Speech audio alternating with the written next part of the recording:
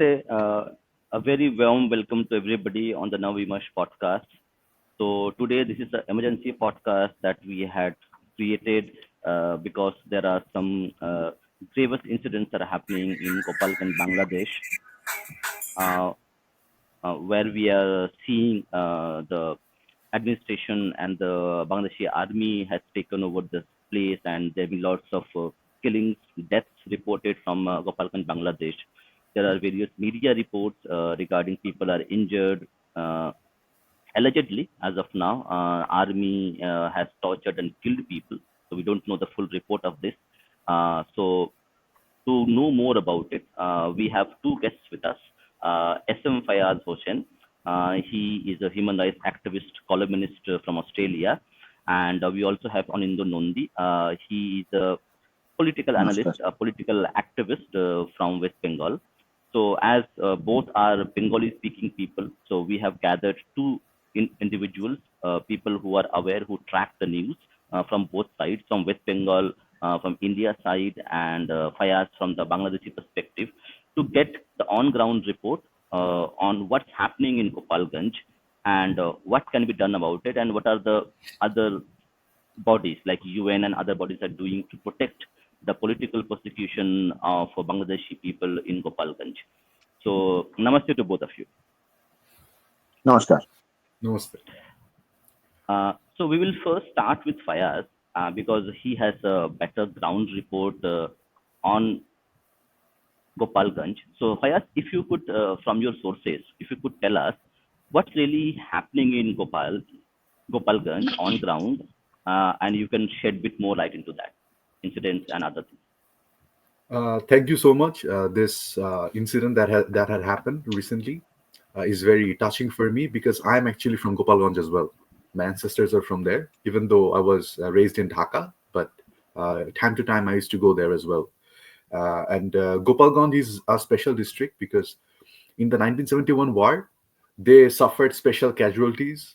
In Gopalganj, the Pakistani army made air attacks in Mukshedpur, and there were other genocides over there as well. So a lot of people in Gopalganj are from the genocide surviving families in the 1971 war. Recently, what happened was there is an unregistered political party known as the National Citizens Party, NCP.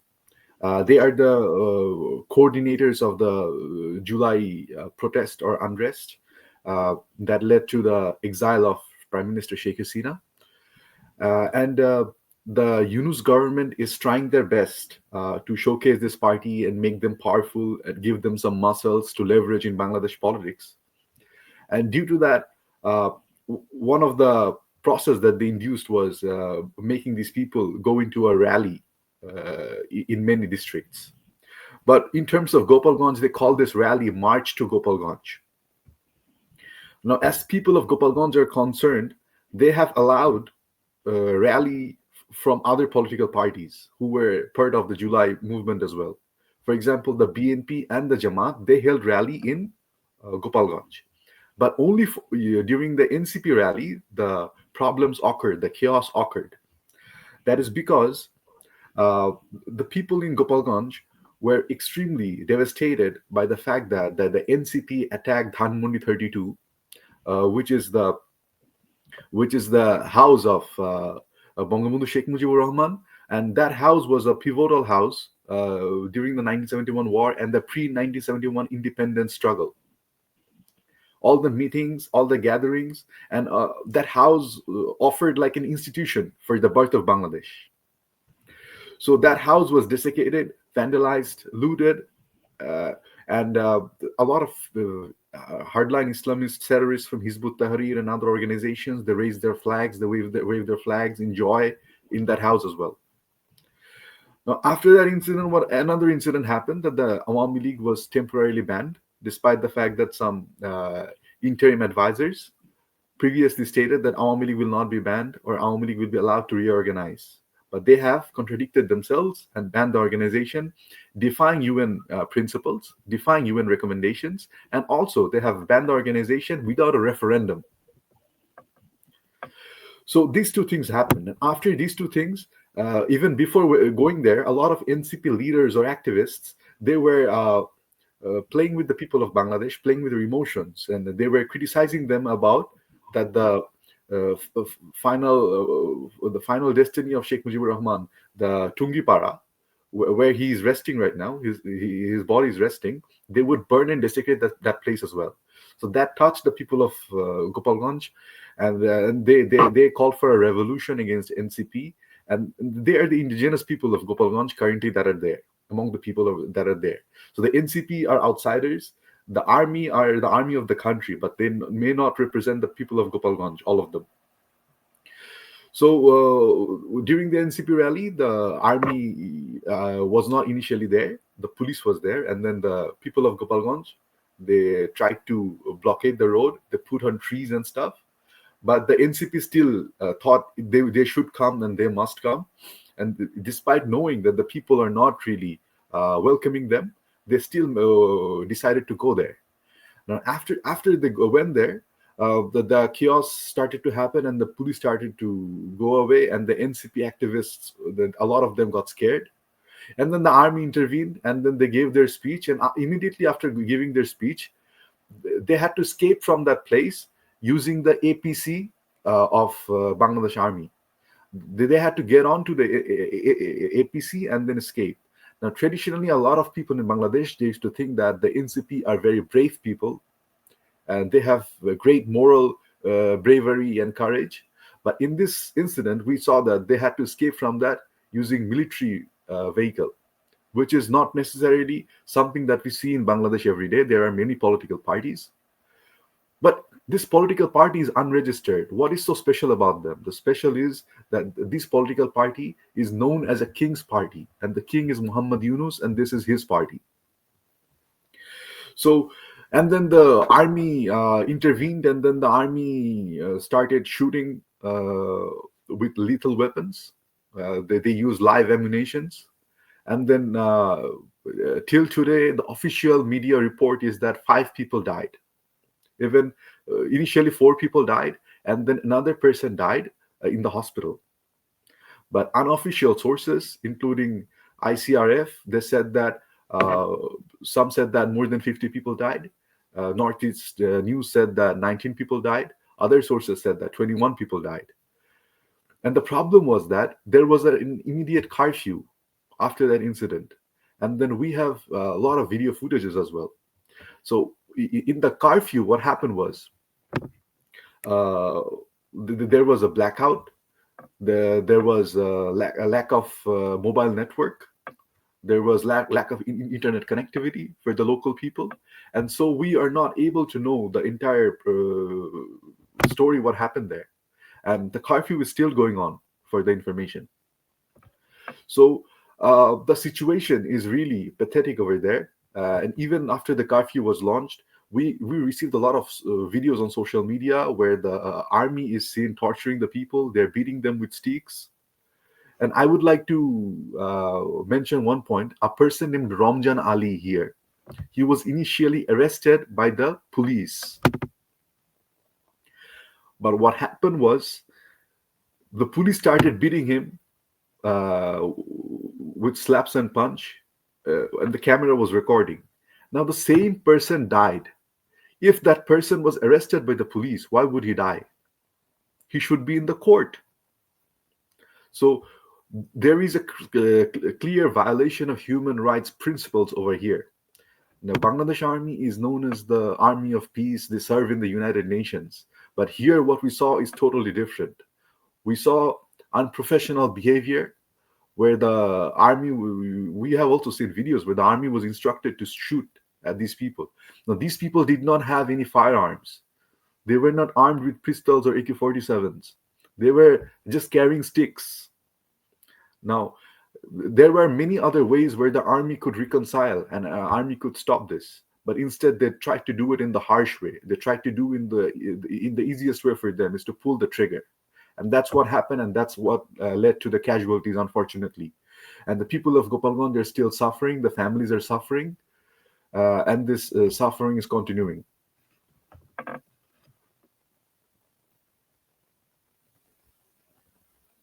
I'm sorry, you are muted. Yeah, thank you.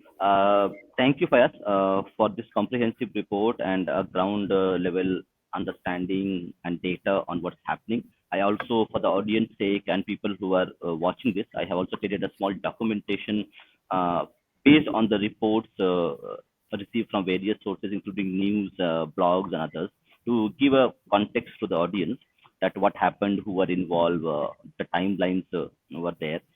So I will then come back to Da. Anindo Da, uh, question to you is you are in India, you are a native Bengali speaker who lives in West Bengal.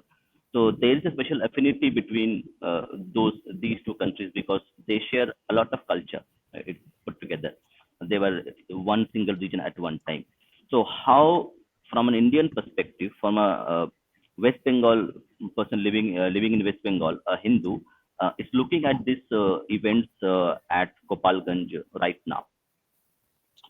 Okay, fine. Let me first ask you one thing. Can I speak in Bengali? Because we are talking about Bangladesh and Bengalis. So I think speaking in You can Bengali would be actually this because is a done yeah this is done for a like international audience because this video will be shared to many okay, fine. many Okay, fine. countries. I'll use both. I'll use both. I'll use Yeah. both because Mm, mm. see, the discussion we are actually having it here right now, it should be heard by the common Bengali people also, I think. And then only it would be some meaningful thing we'll be doing because only international community knowing all these things would not fulfill our purpose of discussion. See, what happened in Gopalganj is a very clear-cut political case. I think it is a political case. What happened in Bangladesh after July 2024? This NCP, uh, not the Indian NCP, it is Bangladeshi NCP. It is a new political party which is not yet registered, uh, and they are demanding to break that two-party system in Bangladesh. Am I right, Mr. Fez? Yeah, So they are actually demanding to break the two-party system in Bangladesh, and they are claiming that they are a new political party, though it is not yet registered. The party name is NCP in English. It is National Citizens Party, and in Bengali they call it Jatiyo Nagorik Party (JNP). They call it like this. So, what happened actually in my analysis, opinion, or anything? See, Muhammad Yunus came into power, and when he came into power, BNP supported him. And BNP thought that by doing all these things, BNP can come into power. But Muhammad Yunus actually had some other plans. So he floated this party, this political party. He actually tried to break the political system of Bangladesh, and he's trying to float this party. And by through this party, he wants to come into power again in Bangladesh because demand for general elections are it, demands are raising means there are many people they are raising demands for general election in Bangladesh. So new political parties should come into existence before the general election. So they took that this opportunity of anniversary of that July revolution they call it. So they planned many marches, and this was another part of that July Revolution anniversary celebration. But this was special. Why special? Because it was in Gopalganj. Gopalganj, we all know that it is home of Mr. Mujibur Rahman, the Bongo Bandhu, we all say, we all know. So it is home of Mujibur Rahman, and these guys, these NCP people, they have already vandalized his residence, as Mr. Faiz said this. So um, when they declared this march to Gopalganj, um, uh, Awami League people, Chhatra League people, they feared that they may vandalize the mausoleum of Mr. Mujibur Rahman. So they went out in the streets to protest, to protect. And this thing actually, I think this was planned by the authority administration. They knew that when it is Gopalganj, the banned organization right now, Chhatra League is banned. So these organizations will come into the streets, and there will be some chaos. Administration knew that, and they actually planned this thing. As per my opinion goes, they actually planned this thing.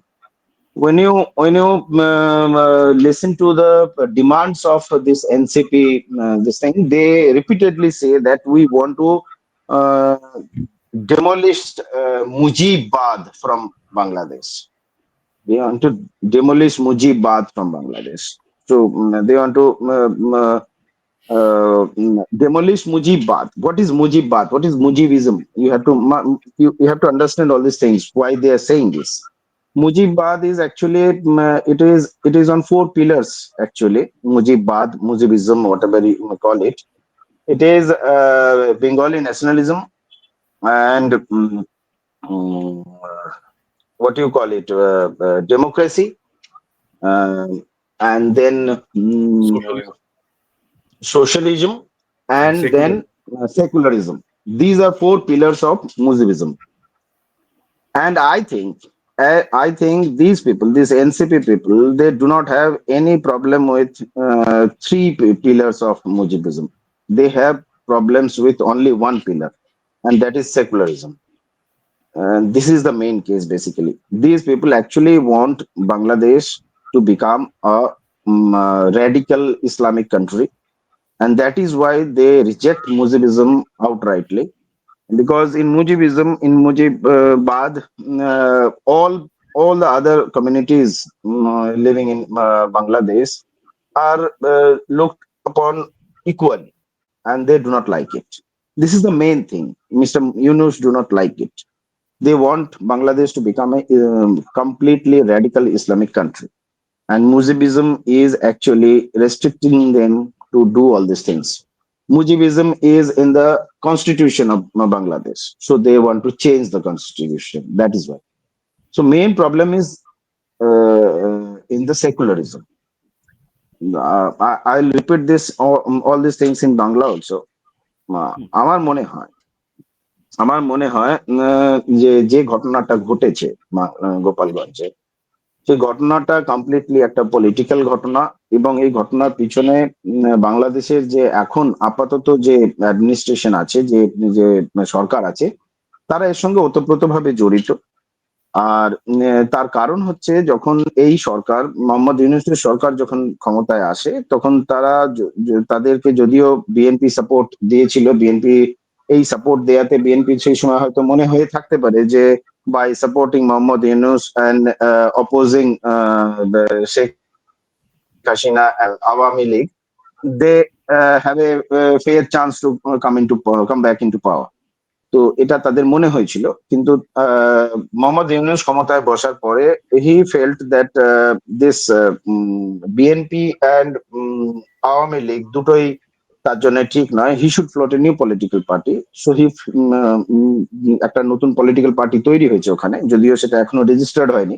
তো পার্টিটার নাম হচ্ছে national citizens party, জাতীয় নাগরিক party.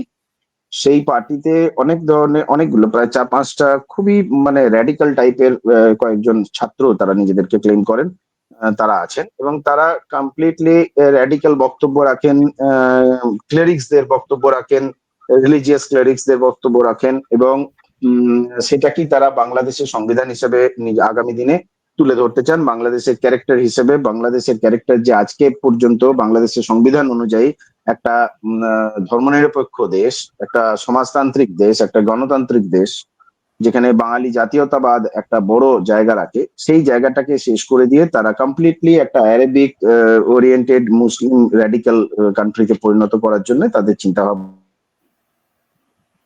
এই চিন্তা ভাবনাটাকে basically সরকার এখন পোষণ করছে। গোপালগঞ্জে যেটা হয়েছে, আরেকজন যিনি রয়েছেন বক্তা, উনি বলছিলেন একজনকার বিষয়ে, এক মৃতকের বিষয়ে, রমজান নামে। এই রমজান যখন অ্যারেস্ট হয়েছিল, তাকে যখন মারধর করা হচ্ছিল, সেই ভিডিও যেমন সামনে এসছে, তারপরে যখন তার মৃতদেহ যখন সামনে আসে, তখন দেখা যায় তার মৃতদেহতে গুলি ঢুকেছে শরীরের সাইড দিয়ে। এন্ড পুলিশ ইজ ক্লেমিং কে ও পালিয়ে যাওয়ার চেষ্টা করছিল, আমাদেরকে ধাক্কা মেরে ফেলে দিয়ে তো আমরা গুলি করে দিয়েছি। কিন্তু বিষয় হচ্ছে যে এই যে পুরো ঘটনাটা, এটাকে কি পুলিশ আটকাতে পারতো না? ইভেন যখন তাদের এই এনসিপির যে প্রোগ্রাম চলছিল ওখানে, সেই এনসিপি প্রোগ্রামের উপরে যে সো কল্ড অ্যাটাক হয়েছে বাই ছাত্রলীগ, সেই অ্যাটাকটাকেও কি সামলানো যেত না? মোলোটভ চার্জ করা হয়েছে তাদের উপরে, সেই মোলোটভ চার্জ কি পুলিশের এত সাঁজোয়া গাড়ি, তারা কি সেগুলোকে সামলাতে পারতো না? আমার মনে হয় পারতো।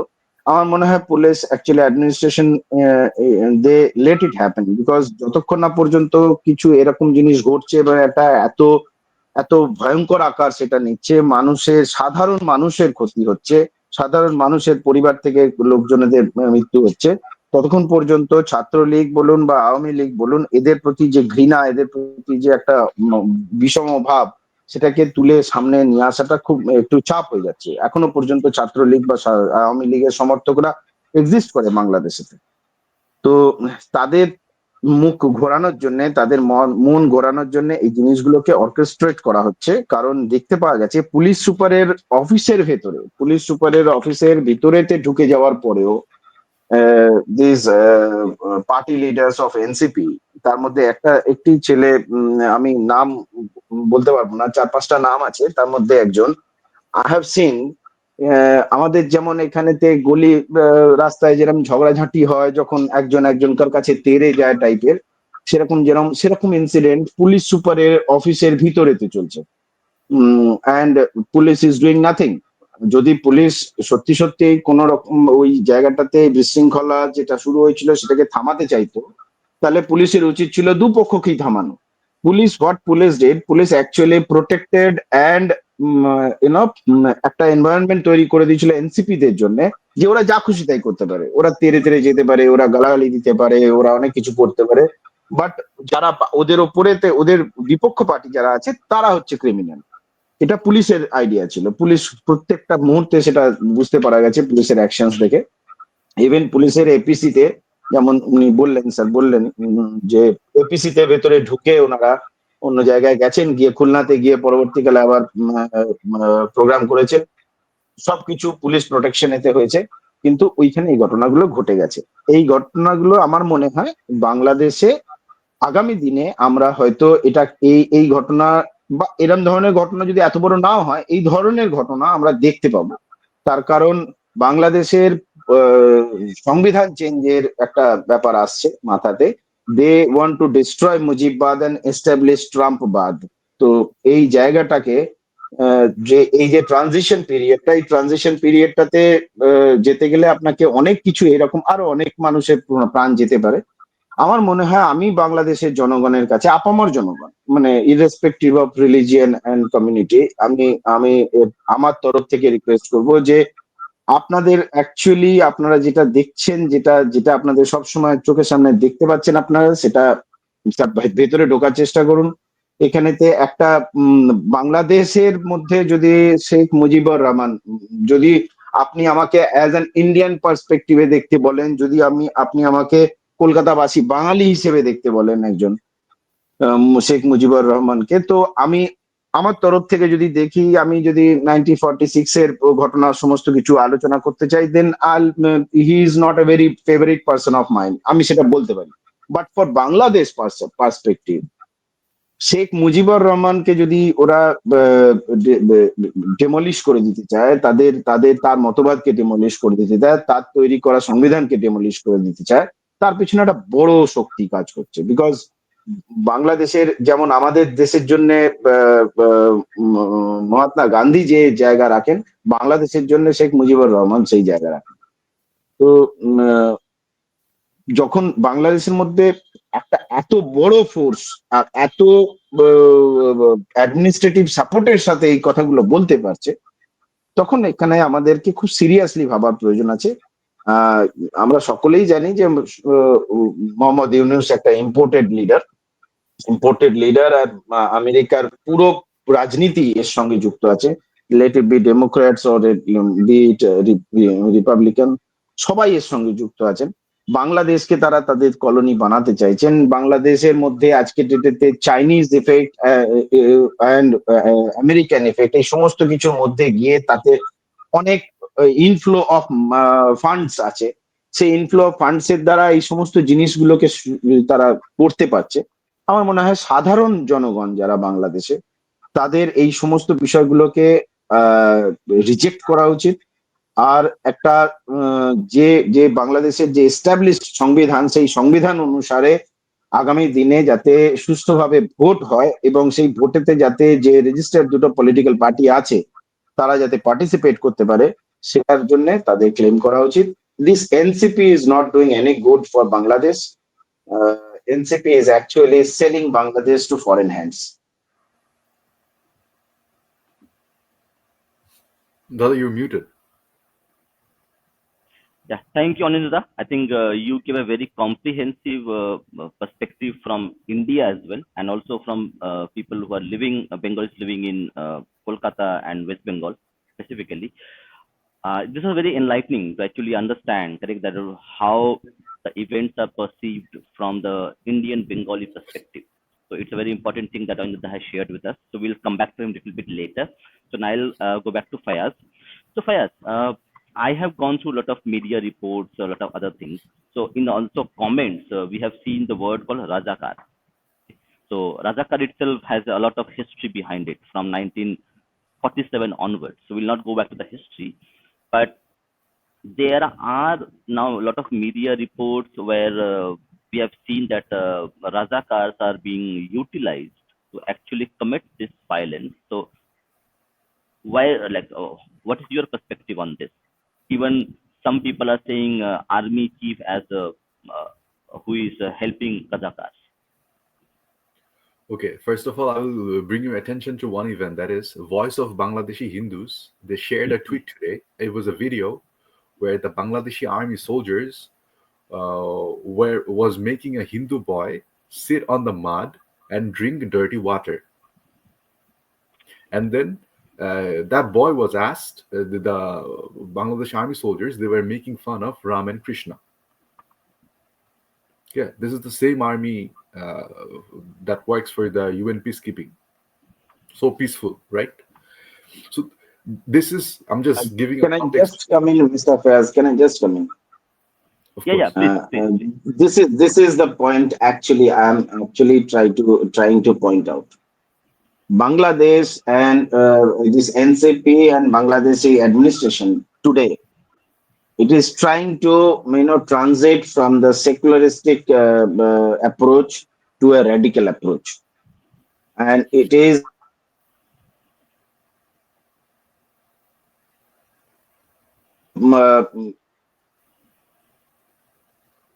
Yeah, Anjana, you can speak. I think you are breaking. Yeah, I think yes, Anindya yes. is having a network issue. Okay. Let Faz continue. I'll come. Yeah, yeah. Fayaz, go ahead. Okay, thank you. So this is the video that I was talking about, and this depicts a lot of things. And apart from that, I want to add some other things as well. For example, uh, three people were in the police control room. They were Lieutenant General Jahangir Alam, they were Asif Mahmoud Sojib Bhuiya, they were Asif Nazrul, the law advisor. So law advisor, LGRD advisor, and a home affairs advisor were sitting in the police control room, and they were directing the police, allegedly, what to do, what not to do. In a civil country, do you ever see ministers going to the police control room and interfering in the magistracy protocol?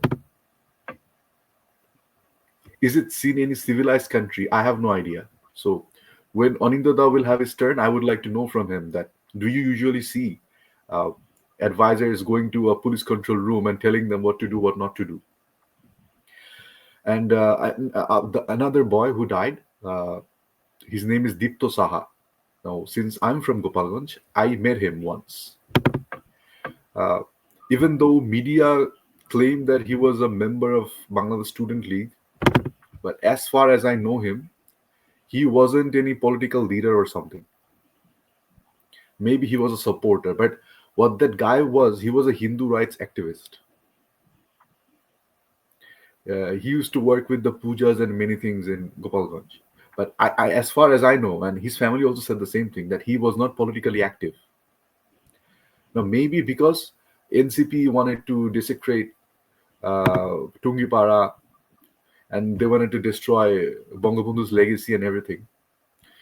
Maybe that made him to come forward and step in.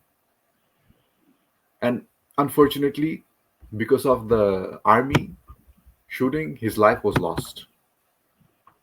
And after the lives were lost, a radical preacher named Amir Hamza, he's a Molana and he's a very radical preacher. Uh, Last time he had a problem in Singapore, and the Singaporean government on Ministry of Home Affairs put a press release saying that this radical cleric, who is who has some ideological similarities with Al Qaeda, and he was there in Singapore, and he was trying to radicalize the Bangladeshi migrant workers of Singapore. And this guy was nominated by Jamaat recently to participate in the election whenever it will happen. And this guy said that he wants to wipe out the Gopalganj district from Bangladeshi map. So this is a threat of genocide. This is a threat of ethnic cleansing. And then even today, a lot of Islamists, they came on the streets of Dhaka and they were chanting that we are terrorists, Amra jongi, Amra jongi. Tumike, amige, jongi, jongi. Who are you? Who am I? Terrorists, terrorists. And they were waving the flag of Taliban's, they were waving the flag of Hizbut Tahrir, they were waving the flags of Al Qaeda. So this is the situation in Bangladesh. And Hizbut Tahrir as an organization, they believe in jihad. And one of the process of Islamic Khilafat is you need to have bayah, allegiance from the tribes. Like during the Khilafat of Prophet Muhammad, he took allegiance from the Banu Aus and Banu Khajraj. They were the two tribes in Medina. So the first Islamic state was established in Medina. And then they attacked Mecca and destroyed the idols of Mecca. So before destroying the idols, they established the Islamic State, and he had to take allegiance from the tribal leaders. Now, in Bangladeshi context, they don't have any tribes because mostly it's most of it is Bengali, and other tribes are not really Muslims. So they want to take allegiance from Bangladesh army. So this has been the long-term goal of Hizbut Tahrir, to radicalize and infiltrate inside the Bangladesh army.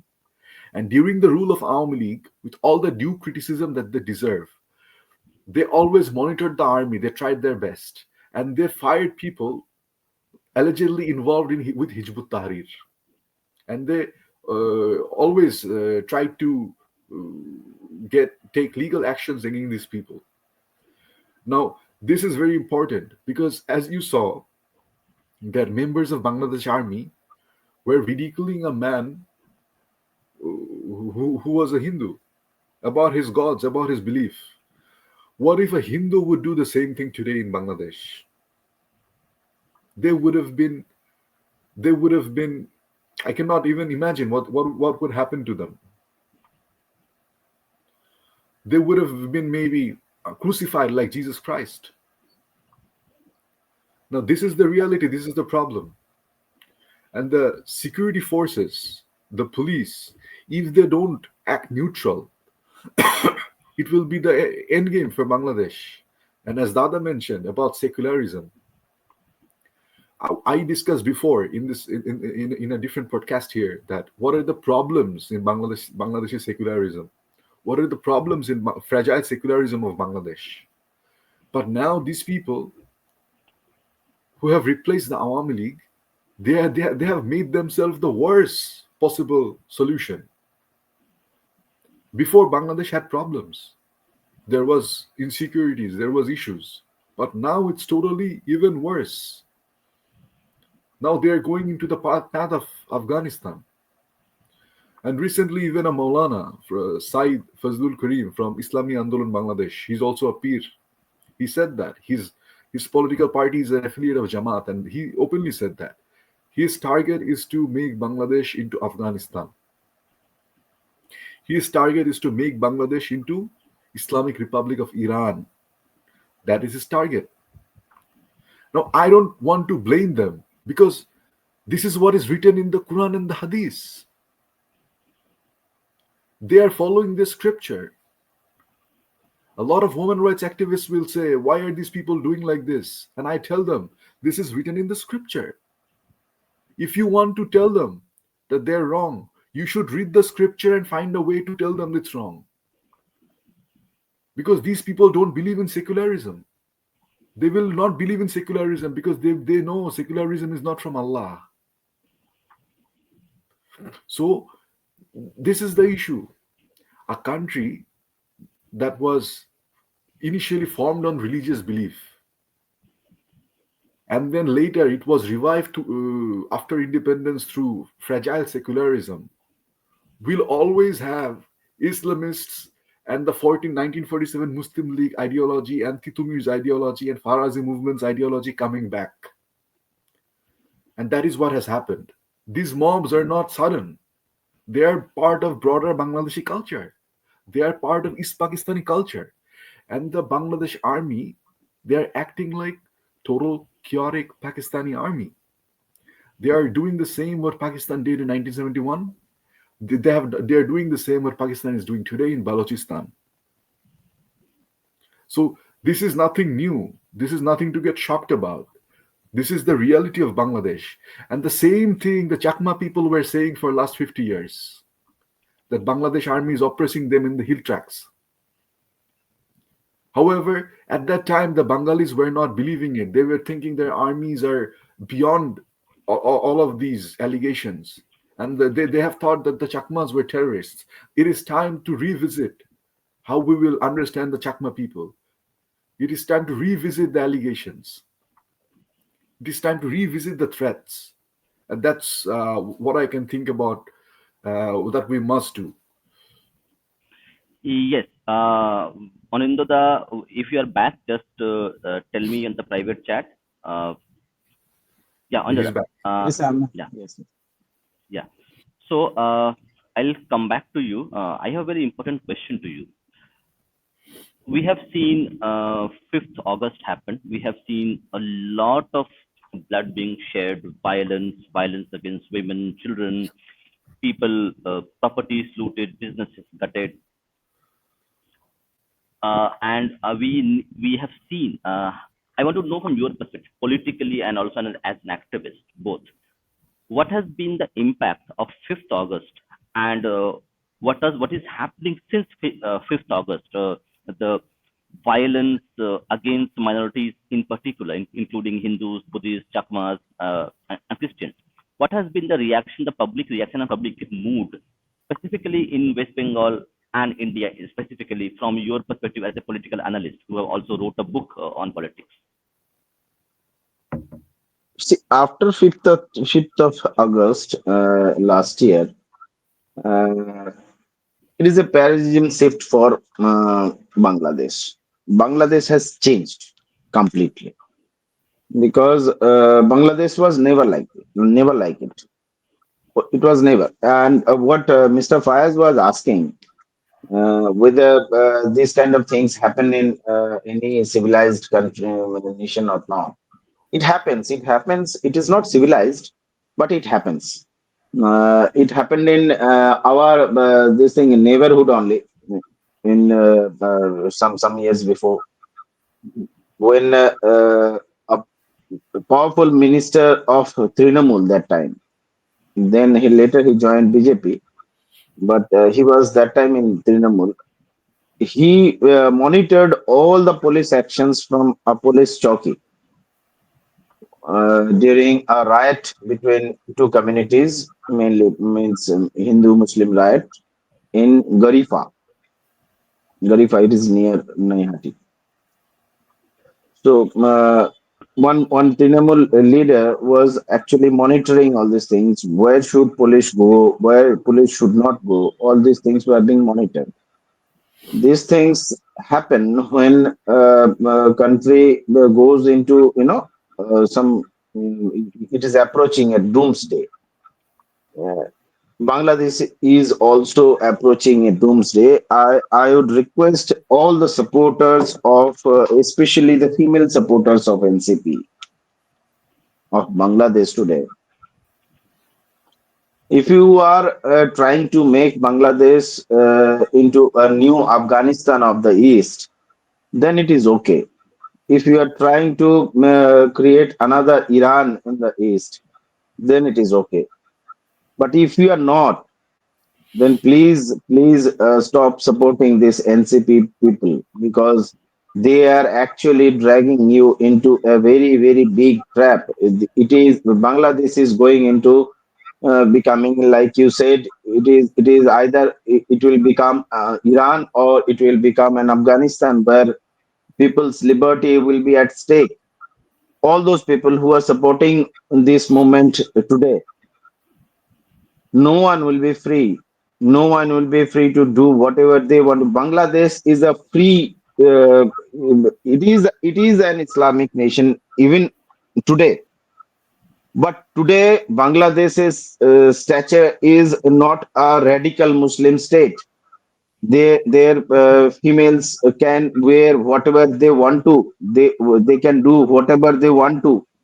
But after some time, if this particular regime takes place, takes power, come into power, then Bangladesh will be completely changed. It will be another Iran. You will be fighting for your open hair, whether you should open your hair or not, whether you should show your hair or not. You will be fighting for all these things. It is a matter of few years. You have to understand all these things. Bangladesh is actually going down, and China and America, these two superpowers, are behind this. This is the fight between China and America. You are just a pawn in that particular fight, and if you do not understand this, if you do not keep your sovereignty within your control, if someone else start to decide your sovereignty, then it is very, you know, Bangladesh will be divided very soon. Because if something goes beyond your control, which will go definitely, it will go if this NCP comes to power, or this Mohammad Yunus comes to power, elected as the elected prime minister of Bangladesh, then Bangladesh will be facing another 1971 very soon. All of it means not the 1971. I'm not just talking about the massacre. I'm talking about the everything of 1971. It will be divided again. This time, if it is not India, because I do not have any faith on Indian administration that they can take that much strong step today. If it is, even if it is not India, then someone else. But Bangladesh will be divided on the basis of, you know, uh, freedom of citizens. It will be divided on the basis of freedom of citizens, at least, because all these people who are supporting NCP today, they will not be supporting NCP 2 years from now. If they come into power, then there will be another class, then there will be another massacre, and this thing will go on. Because a few days before, BNP was supporting, Jamaat was supporting this movement. Now they are sidelined as on today. So this thing will go on until and unless you completely surrender to the radicalism of NCP and Mohammad Yunus, which they want to offer you. If you're not surrendering to that radicalism, You will be eliminated. You will be sidelined somehow. So I think Bangladesh people should understand this. And we cannot do anything that I have understood. I'll not go into that particular perspective, because if I go into that particular perspective, then I start criticizing Indian government stand in this particular issue, Bangladesh issue. No one will be beside you if this thing actually takes place. Mohammad Yunus comes to power elected as an elected prime minister. Where you will all go? Where your intellectual people will go? Bangladesh is not known for radicalism. Bangladesh is known for its intellectuals. Bangladesh has many intellectuals. Bangladesh is known for its business. Bangladesh is known for its trades. This will all go.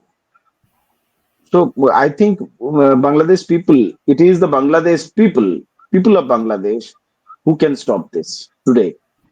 And yes, if India government wants, they can intervene. They can very well intervene in any possible way, any possible way. Whatever you can think of, India government can intervene, because Bangladesh is surrounded by India. Anything, any disturbance in Bangladesh will disturb India also. It will affect India also. So India must intervene. I do not know what India government is waiting for. Are they waiting for complete collapse of Bangladesh? Are they waiting for complete killing of Bangladeshi Hindus and all other minority communities? I do not know what they are waiting for, but I think India government should intervene, and intervene in a very strong way. Because if India government is supporting Russian intervention in Ukraine, in that very logic, India government can very well intervene in Bangladesh. Mm, I do not know what should be told on this particular thing, but I think Bangladeshi people are the one who can stop this. Do not subscribe to all these things. Please come out of this radical clerics and all these things. Do not make your country a new Afghanistan. Do not make your country a new Iran. Ultimately, you will only suffer.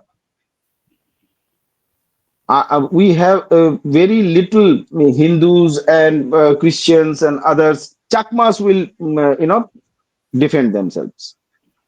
Right. Chakmas will be Chakmas. Yes, Chakmas will defend themselves.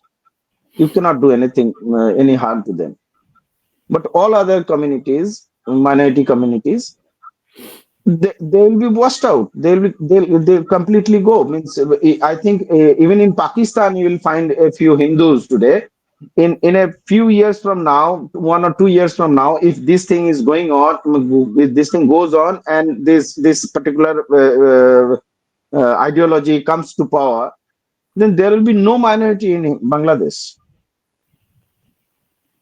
So I think onus is on to the people of Bangladesh. They should understand that they should stand firm to protect their country. Thank you. Thank you, Anindya. I think you give a very balanced view of the Indian perspective, and I really appreciate it that you are some sense, good sense should prevail in Bangladesh and people, and they should do what is right for them rather than going down this the river of radicalism. I'll come back to one more thing, Fayaz. So recently, let me share the screen to you to the audience so that people will be able to better understand it. Let me just see if I can get this done. Yeah. Mm, I'll just share my screen. Just give me a sec.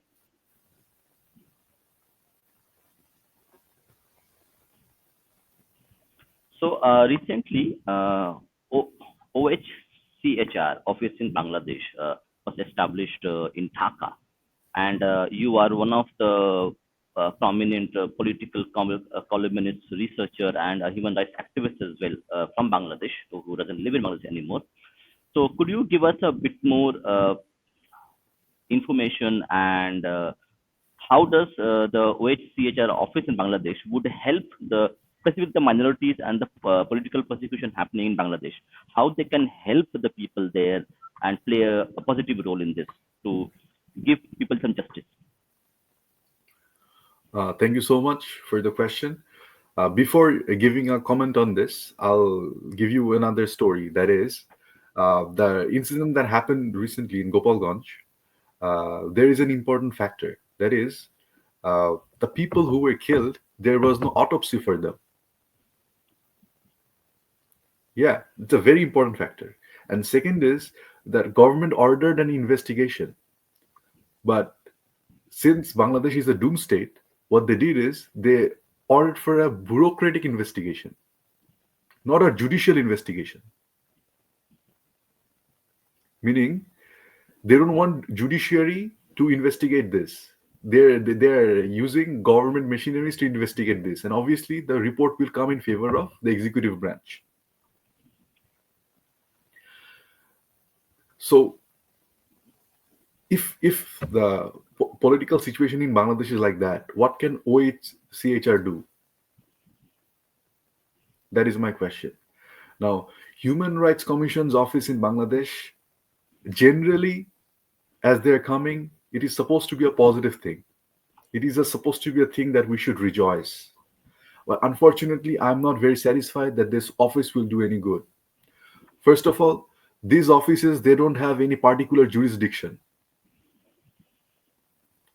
They don't have any kind of magistracy inside Bangladesh. Their role will be very advisory and recommendation.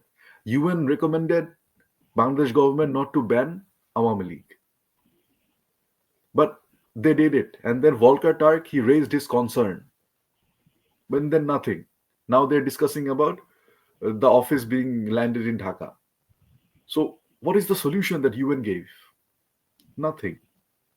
Similarly, when minorities get attacked, UN sometimes they raise their concerns. And that's about it. And then maybe they have a dialogue with the government. And that's it. And that is the primary concern, that these offices may not contribute enough, because OHCR has office in Yemen, OHCR has office in South Sudan, OHCR has office in Mauritania in Africa.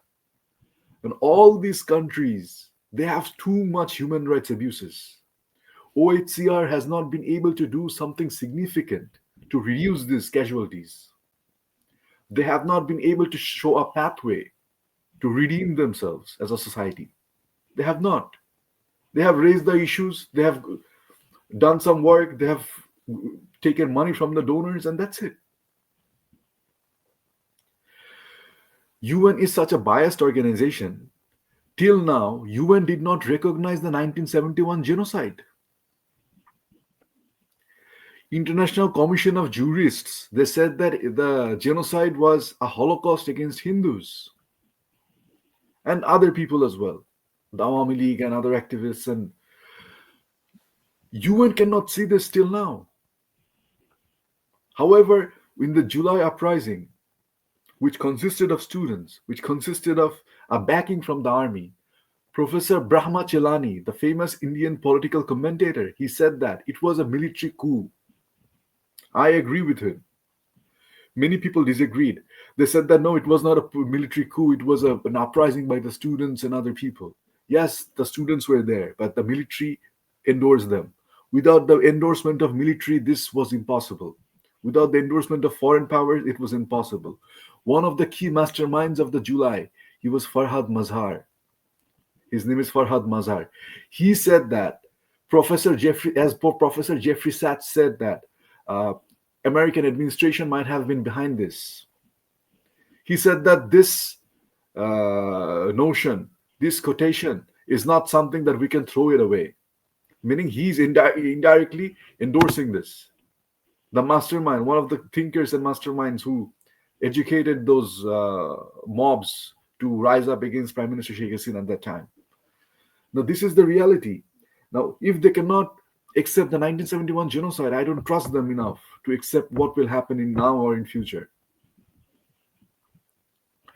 And UN also has other issues as well. For example, they are highly interested in the Palestinian and Israeli conflict, but they have no problem in the Yemeni conflict where Saudi Arabs are killing Yemeni Arabs.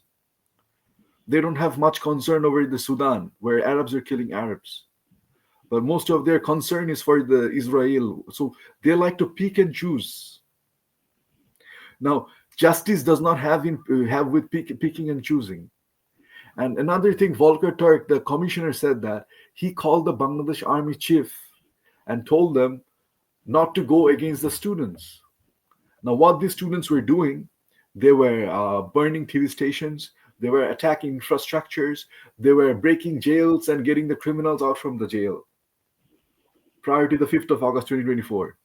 And here, Volker Turk, the commissioner, who told the chief of army not to intervene, otherwise they will lose their permit to be in the UN peacekeeping.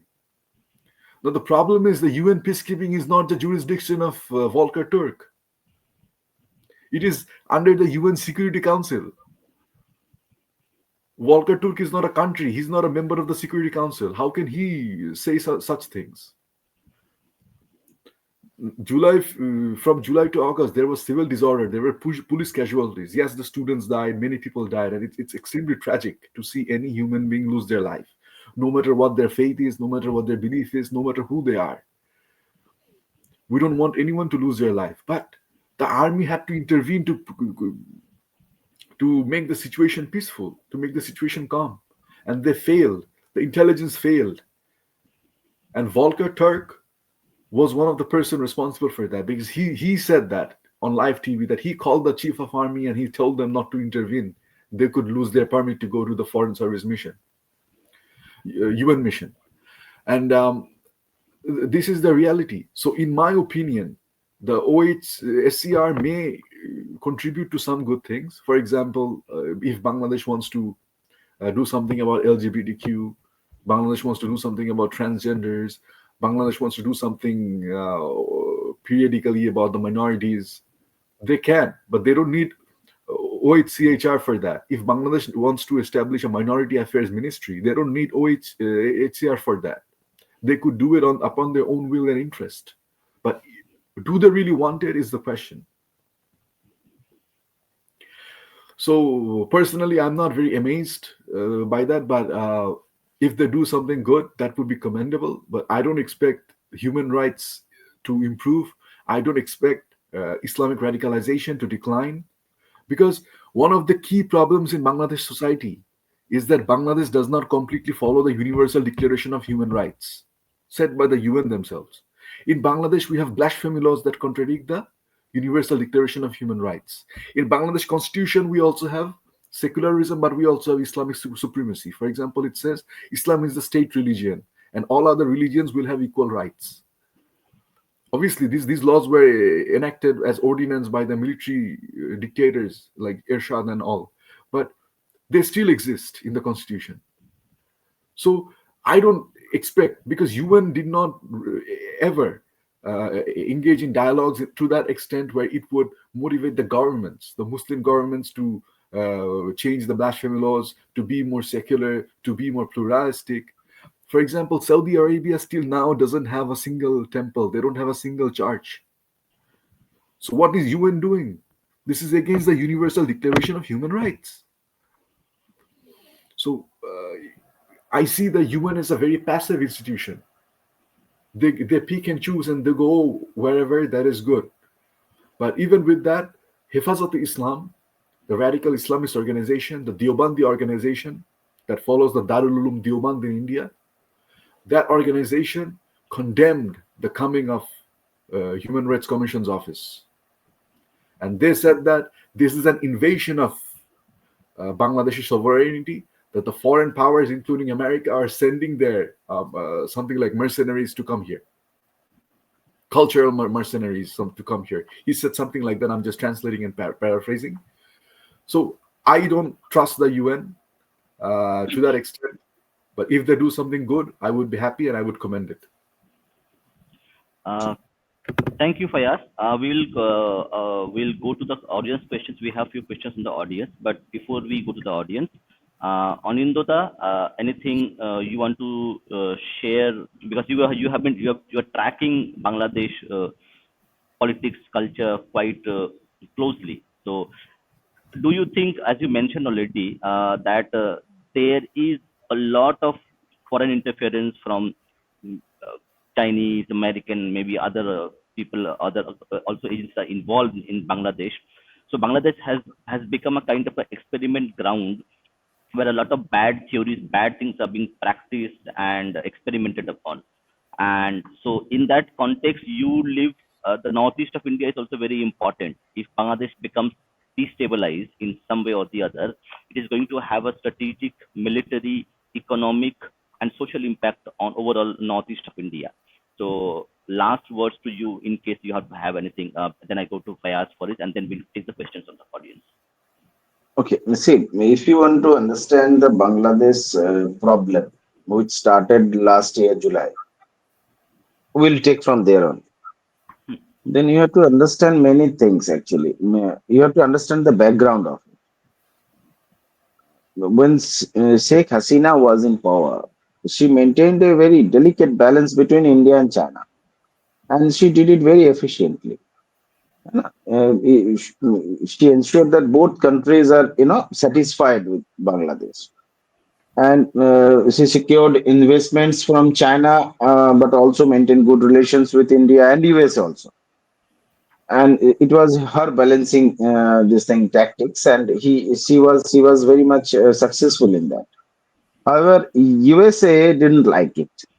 USA didn't like it because USA wanted to use Bangladesh against China, and this thing was going on until the Bangladesh signed for that Belt and Road Initiative. Bangladesh signed that treaty, I think, somewhere in 2020 or something, somewhere 21. Bangladesh signed that Belt and Road (BRI) Belt and Road Initiative, and then from that particular point onwards, USA was in actually propagating a plan. Then came 21, and the USA imposed. Do you know USA imposed sanctions on that RAB? Yes. USA imposed sanctions on RAB in 2021, and that but RAB was actually, constructed by RAB was actually RAB came into force because of BNP. Khaleda Jia. Khaleda Jia made RAB, and Khaleda Jia was the main opponent of Sheikh Hasina.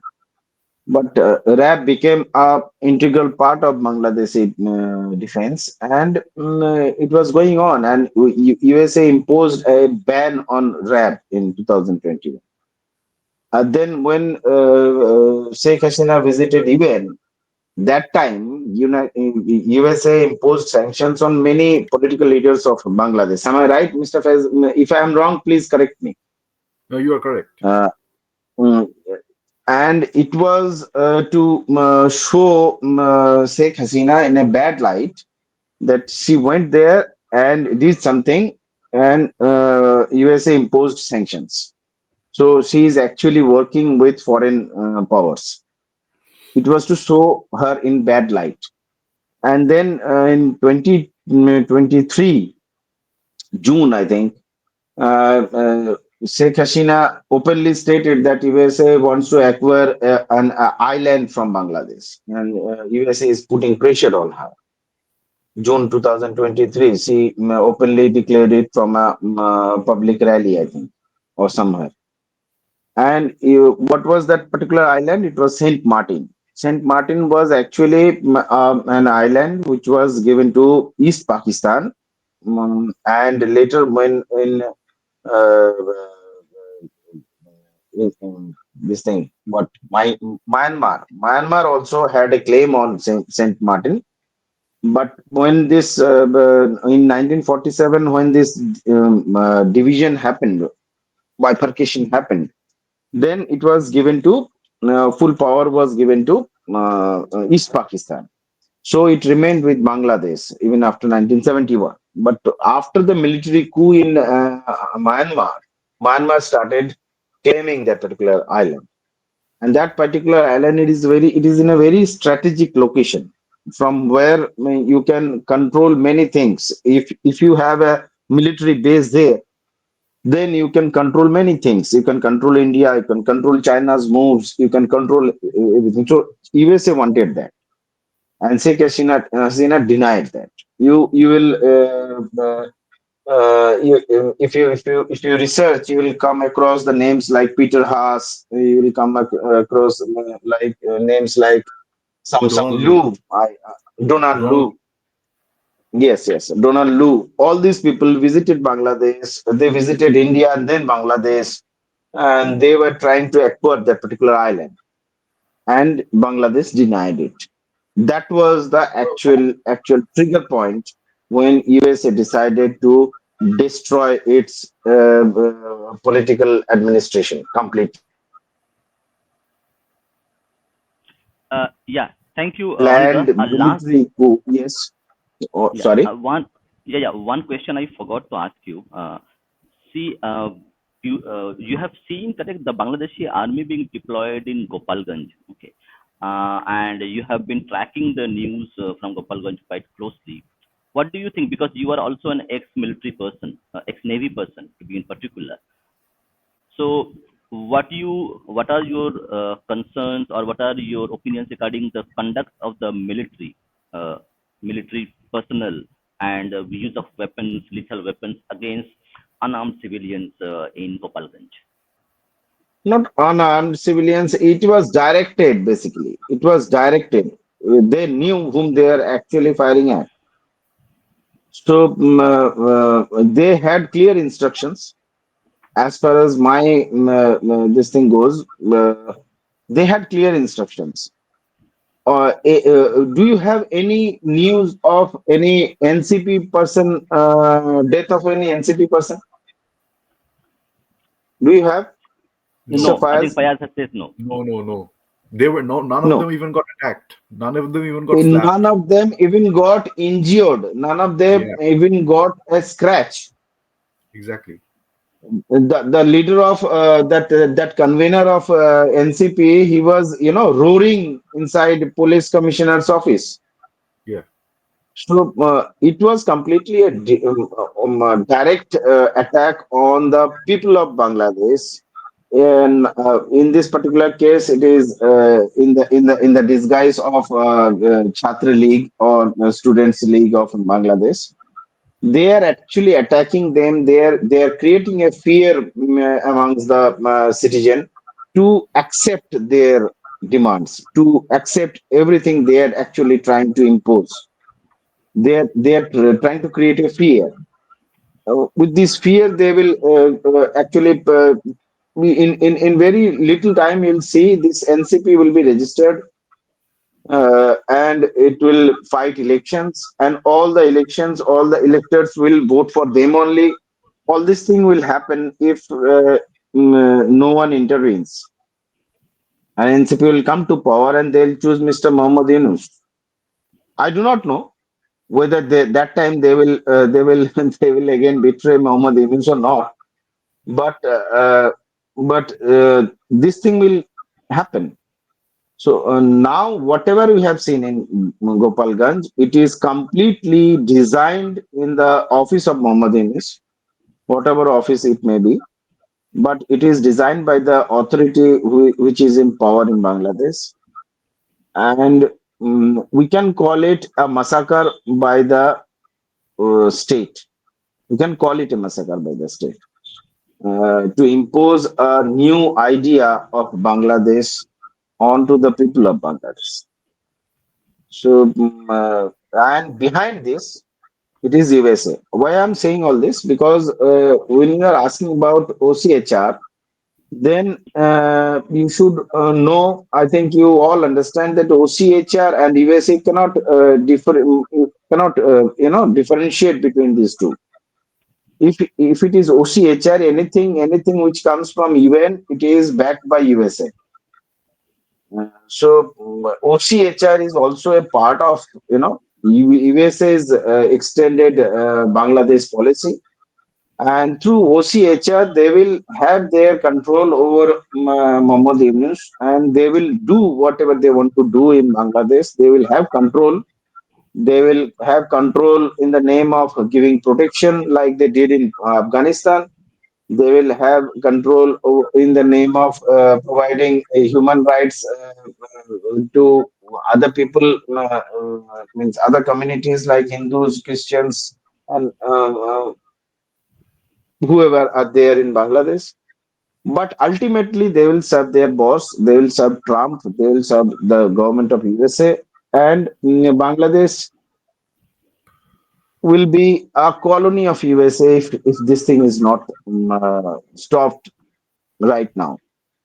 This is, and I think our government is not in a position to oppose USA in any term, any way, any form, because this is the 24th time Mr. Trump has actually insulted India. I'm not worried about Mr. Modi, but he has insulted India by saying he has now started talking about the aircraft which went down in Operation Sindoor, but India government chose not to speak a word against it. So they will not go against Mr. Trump and USA's actions. So Bangladesh is on left on themselves only, means they have to stop them. That is why I'm asking. That is why I'm asking the people of Bangladesh. You have to protect your country. This is your country. Whether you want to change your constitution or not, whether you want to destroy Mujibad or not, this should be decided by you, not by someone who is funded by USA or any foreign power. So I think you have to take power in your hands. Yes, there are many problems in Awami League or BNP or any other political party, whichever this Jamaat is banned political party. Sheikh Hasina has banned them. So there is no question of any other political party. There are only two, BNP or Awami League. If you want to teach Awami League election, bring BNP into power or do any damn thing, but don't leave your country on the hands of in the hands of foreign powers. These NCP people are funded by foreigners, and this Muhammad Yunus is actually a foreign puppet. So please protect your country. If you really love your country, if you really love the Bengali nationalism, if you really love your Bongo Bondhu, then you should actually protect it. Why Gopalganj? Gopalganj, why it is necessary? In military tactics, we are always taught to whenever if you want to stop a mob, you need to attack its head always, the person leading the mob. So Gopalganj is actually Bangladesh's identity. Yeah, Bangladesh's identity in today's date. In today's date, Bangladesh's identity starts from Gopalganj. If you destroy Gopalganj, if you destroy everything related to the legacy of Bangabandhu Mujibur Rahman, then you have a new open book. So that this is what they're trying to achieve. I think Bangladeshi people should stop it. Bangladeshi people should stop it. Whether it is army or police, they will find themselves in a very minuscule position if the people of Bangladesh actually realizes that their country is being snatched from their hands. And if they decide to protest, if they decide to come onto street and like they did in July 24, then this army, police, and everybody will be compelled to abide by the demands of the people of Bangladesh. So it is completely on the hands of people of Bangladesh, I think. Yeah, thank you, Anindya. I think the audience got very benefited from your experience as a in Navy, as a person who was in the security forces, and also you are a political analyst. So you gave some valuable inputs regarding what's happening in Gopalganj and why Gopalganj is very important. Why we are talking about this? Why the media across the globe? Why we are having a podcast on Gopalganj? Because Gopalganj is a kind of a pivot on which currently we are having the identity of Bangladesh is being reshaped or being trying to be reshaped. So, Fayaz, uh, anything you want to share, anything you want to say before we go to the audience questions, specifically on importance of Gopalganj incidents, the way the administration is working, and is there a larger picture that we are not seeing uh, when we see Gopalganj in isolation? Actually, the matter is very clear. That is, the Yunus regime wants to send a message to the Awami League supporters or anyone associated with 1971 Liberation War. That is, if you come to the streets, if you want to cause any kind of protest against us, we will just bring the army and we will shoot you. And this is why, from day one, I thought this was a military coup.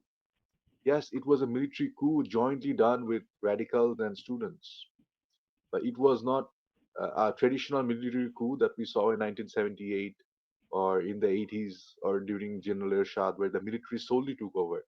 Here, the military, with a partnership with other people, they led the coup.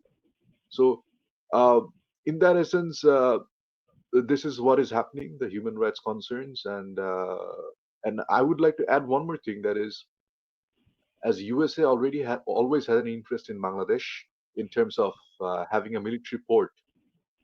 Even there is an article in Organizer published during the before 1975. That article spoke about that America is angry at Sheikh Mujibur Rahman because he is not willing to handle port to Sheikh Mujibur Rahman. And even before 1971 war and even during the 1971 war, when Sheikh Mujibur Rahman was in the prison in Pakistan, he was offered like the we have accounts where the American diplomats wanted to meet Sheikh Mujibur Rahman and convince him of uh, having a port, a military port for them in this location. So America always has a broader Indo-Pacific strategy, and as you know, they want military bases all around the world. Even in the country that I now live in, Australia, they have bases of American military. They have bases of American military corps, Marine Corps. So this is what they prefer. If they allow, then that country becomes their friend, no matter what type of country, what type of political system it is. For example, in Saudi Arabia, they have a base. In Saudi Arabia, no matter what they do, they are their friends and allies. So yeah, that's my remark, and we can go to the questions. Yeah, thank you, everybody. So we'll go to our. I have chosen few of the questions which are related to the topic itself. So the first question comes from quantum politics. Why is Modi so much silent on this perpetual genocide of Bangladeshi Hindus? I would add not only Hindus of minorities, including Christians, Buddhists, and tribals. Uh, Last time he tweeted over a minor issue was some okay, so the question is that why Indian government? So I would interpret Prime Minister Modi as the government of India's representative. So why Indian government is not very vocal and also taken steps politically, diplomatically, or otherwise? It looks very silently watching things, not doing anything. So you are a Bangladeshi person. From your perspective, what do you want, or why do you think India is not intervening or India not doing anything? You see, when in 1971 India helped the Bengali revolutionaries of East Pakistan to India fought against Pakistan. India led the war, and then they helped the East Bengalis to liberate into a new country. But at that time, there was Sheikh Mujibur Rahman, there was a solid foundation, there was a way in which India could approach it. But now, the role of Awami League in society, the acceptance, the rise of other political parties, support of BNP, the support of Jamaat, and the influence of global key players in this region all contribute to a very complex political climate. And for that, I think India is being watchful. They're still waiting to see what can be done. Maybe India wants to start with peaceful negotiations and dialogues, and then they want to get take a stronger step. So there could be many reasons, but now the political climate is not like 1970s and 1980s. It has evolved over time, and a lot of countries are watching over Bangladesh right now. So India might take things steady and might have different plans for Bangladesh. But India is preferring to have an election, and they're preferring to have an inclusive election. And India officially was the only country who stood up against the banning of Awami League. India was the only country who stood up against the demolishment of Dharmani 32 House and Museum. India was the only country who said after the Gopalganj incident that they're monitoring it closely to see what happens next. So of course, India is doing what they can, but maybe some people have more expectations, and that is understandable because of their role in 1971 war. Uh, but we have to wait and see what the leadership thinks and does. Anindya, do you have any comments on this? Anindya, okay. Anindya, are you there? I think he's not there. Oh, no, let him come. So we'll go to our one more question. That was a very Hello, hello. interesting question. Yeah, Am I Anindya, yes, audible? yes. Yes, you are audible. So do you like to comment on this question asked by Quantum Politics? Do you have any? Okay, if I want to answer this question, then it will go very far actually.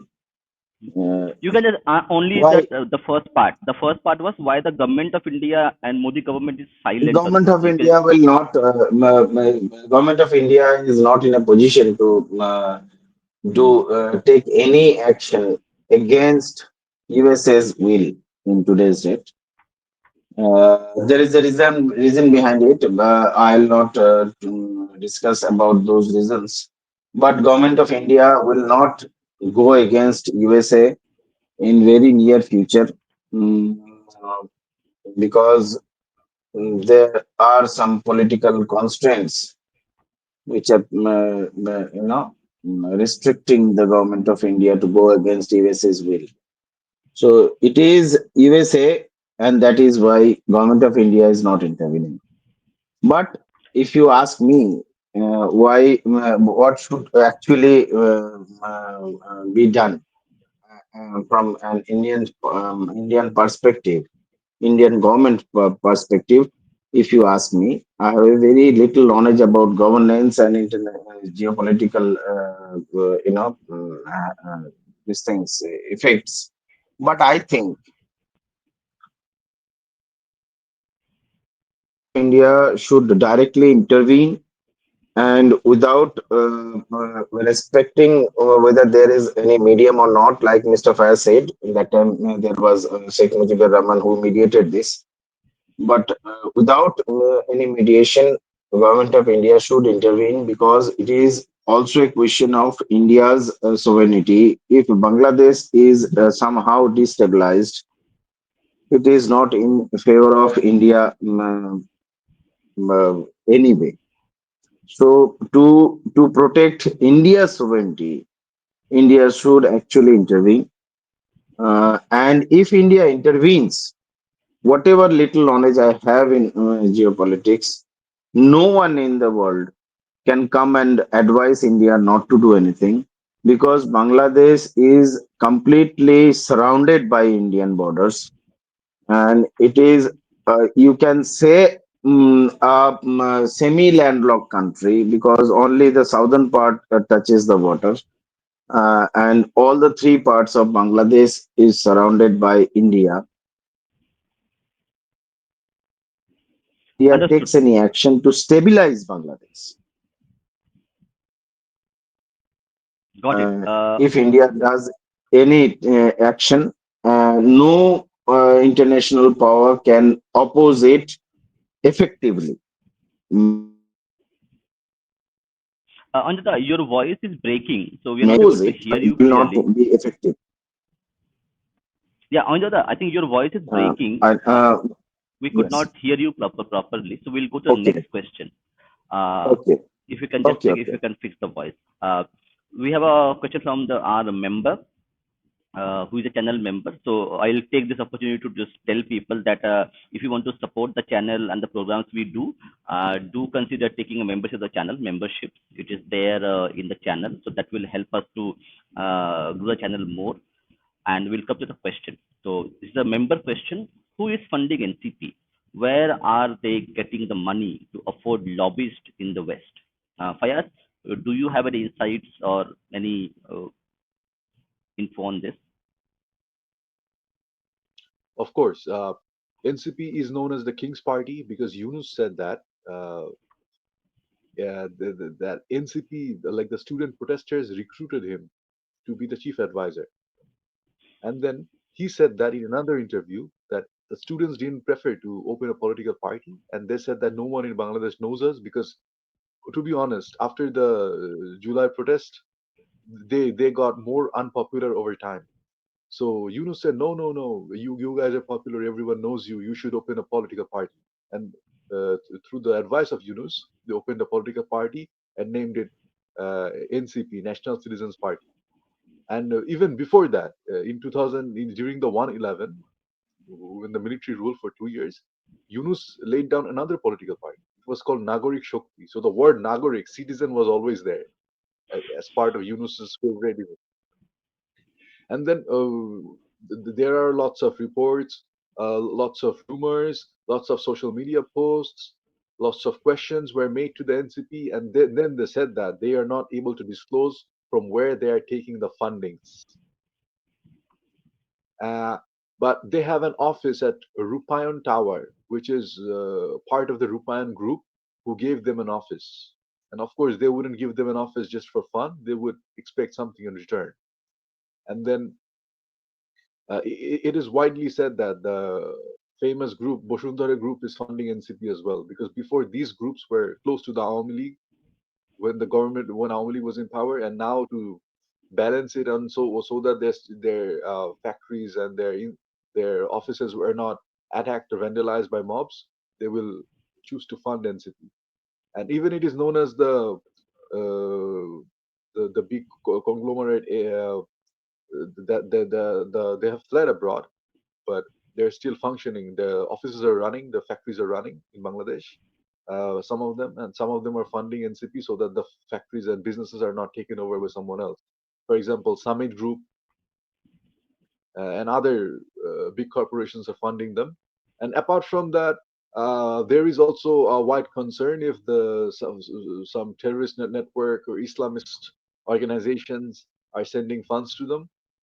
uh, Laura Loomer, an investigative journalist from America, stated that one of the student leaders, who is now the information minister, information advisor in Bangladesh, that he's a member of Hizbut Tahrir.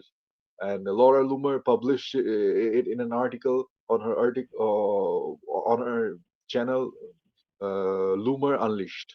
That is her newspaper, Loomer Unleashed. She published it there, and she called that the information advisor in Bangladesh is the member of Hizb ut-Tahrir. So this is where the funds are coming. It could be coming from Hizb ut-Tahrir as well, because another journalist, Zulkarnain Saib, revealed an investigative report that the mayor of Dhaka, Ezaz, is a member of Hizb ut-Tahrir.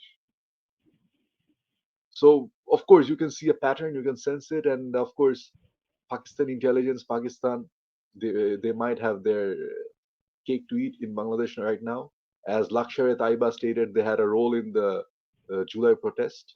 So we can now know from where NCP's funding is coming. But in spite of all these fundings, they're still taking crowdfunding as well. They're taking money from social media as well. So it shows that despite having what they have, they need more. Understood. I think See, you whatever gave a whatever they are actually raising funds from social media. They are actually crowdfunding their this thing. But Yeah, this is actually eyewash. I think their main funding comes 100%. from USA, and this is an iOS. Their main funding comes from USA. Regarding Pakistani influence, I can tell you that in Pakistan there are a minimum of 3 points where ISI has actually established their units. I know about those points. Uh, ISI is very much active in Bangladesh in today's date, and ISI is very much linked with USA in today's date.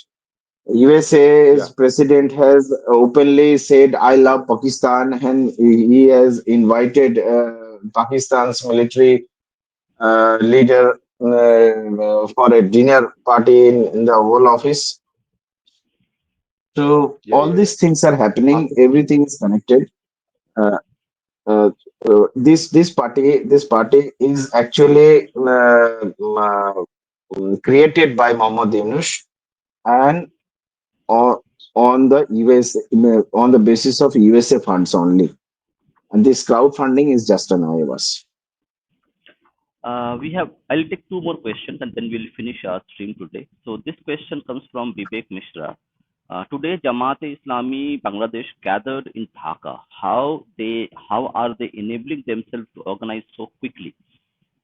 Like generally, organic movement takes time to build and it will not be responding in a very systematic, planned manner. So, what do you think? What's happening? okay, should I answer? Yeah, yeah. Please go ahead. Okay, right. So Jamaati Islami was performing covertly during the Awami League rule. They were not able to come open in politics. And elections they participated with the BNP symbol. So what happened was during the violent protest in July, they were officially banned. And before that, the High Court banned them because they wanted to do politics with Islamic Sharia. And Islamic Sharia is not recognized according to the Supreme Court of Bangladesh as a form of political weapon. So they were banned in both ways. And then Jamaat was listed as a terrorist organization before Sheikh Hasina had to flee for exile. So what happened was when the army called for an all-party meeting, the army gave him recognition by saying in the beginning that we have invited all parties. For example, we have Jamaat's Amir Mr. Shafiq. The army pronounced the first name in the meeting, and that was the Amir of Jamaat.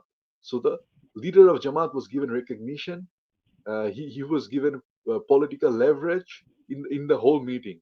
And from then and there, Jamaat started their politics. And then from there they understood that the Awami League might be banned. So instead of forming an alliance with BNP, they are going against BNP right now, and they are toppling up with NCP, and they're trying to form an alliance, calling it the July Alliance or the July Spirit Alliance, and they will uh, gather other Islamist parties as well, and then go all over against BNP. Understood. Anindya, do you I'll, want? I'll I'll add something to it.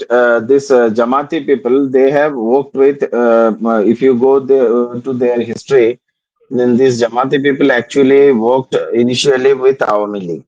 In 1986, in 1995, 96, they worked with Awami League. And then Awami League only banned them later on. They are now a banned this thing organization which is very much supported by the BNP now. uh, because BNP is not in a power to organize such a rally, because BNP has lost its power because of Sheikh Khalida Jia's age and her son's exile. All these things has actually BNP is not in power, not in such a position to organize and fight properly with this thing. And they were betrayed by Muhammad Yunus also. So they have decided these all the BNP supporters are now supporting Jamatis. As on today, BNP supporters are now supporting Jamatis. So Jamati has supports of Jamati itself and BNP also. So that is why they are actually means able to do all these things so quickly. They have backing of BNP. Understood. Understood. So this is our last question for the day. And they have So yeah, go ahead. Finish your point. yes. Okay. Hello. Yeah. Your voice was breaking in the middle, so we could not hear you to the last part of it. I think there is some audio issue. Okay. Yeah. So let's take this question from Clutch Films. Clutch Films, from my understanding, is somebody who is living in USA. Okay, he is a Bangladeshi origin person living in USA. So Yunus is a puppet, and it's a puppet and funded by the same forces who handed out Nobel Peace Prize. Is Bangladeshi army compromised?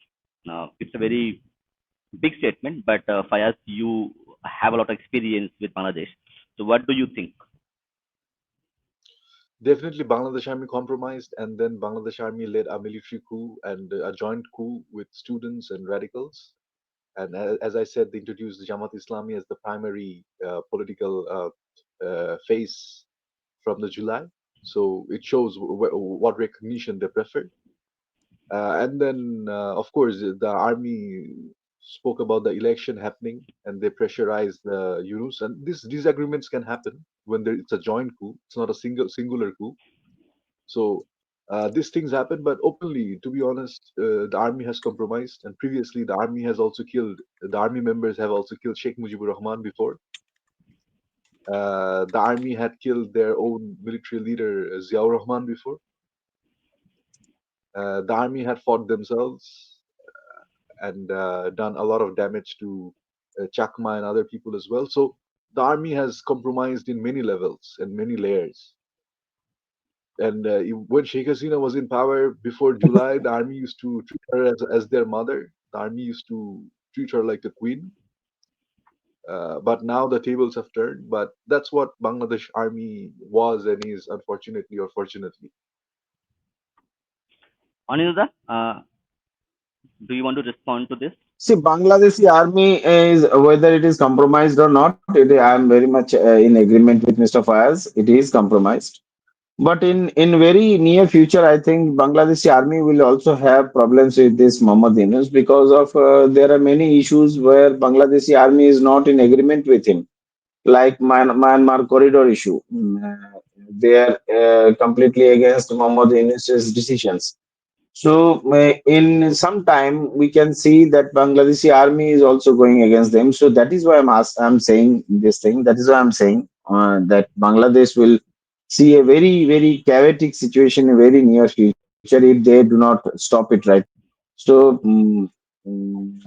regarding proficiency of Bangladeshi army, regarding being neutral to political parties, all these things, if you judge Bangladeshi army by all these criterias, you will find that Bangladeshi army has always been this thing compromised. If compromised is a very big word to say for them, then they have always acted on a biased this thing. When Awami League was there, they acted as per Awami League's decisions Yeah, on a party basis. I'm not saying as a Bangladesh government basis. On a party basis, they have acted upon Army League's decisions, and now they are acting yeah. as per the NCP's or Muhammad Yunus decisions. But very soon we may see Bangladeshi army also revolting against Muhammad Yunus because they are not in agreement with in many issues, many decisions Muhammad Yunus is taking. So thank you, everyone. Thank you, Fayaz. Thank you, Anindya, for your valuable analysis, opinions. I think the audience who have listened to this program, they would have got a lot of new information, good analysis, unbiased analysis. on ground reports on the Gopalganj issue that we have seen. And I think the audience, please share your comments. Please comment on it. Like, do you want to more programs like this? So we would be certainly be hosting people, inviting people to come and discuss issues regarding Bangladesh and other aspects of it. So I thank Anindya and Faiyaz again. Faiyaz had lost his power, but still he continued. So I appreciate that for him. And we will see you tomorrow again. And before I leave, people who want to know more about Bangladesh as a nation, as a society, as a polity. So you can see these two books, The Joy of Bangla Reception, written by Kaushik Gangopadhyay and Devrata. The book is available in Bengali and in English. You can go and check it. So people who are interested in learning about Bangladesh as a society, as a polity, to give a chance to and read these books. So thank you, Anindya, again, and thank you, Fayaz, for joining. He lost his power, so he could not be here, but really appreciate Fayaz joining and giving us his time. Thank you. Thank you very much. Yeah. Jai Shri Ram, Vande Mataram. Jai Shri Ram. Vande Mataram.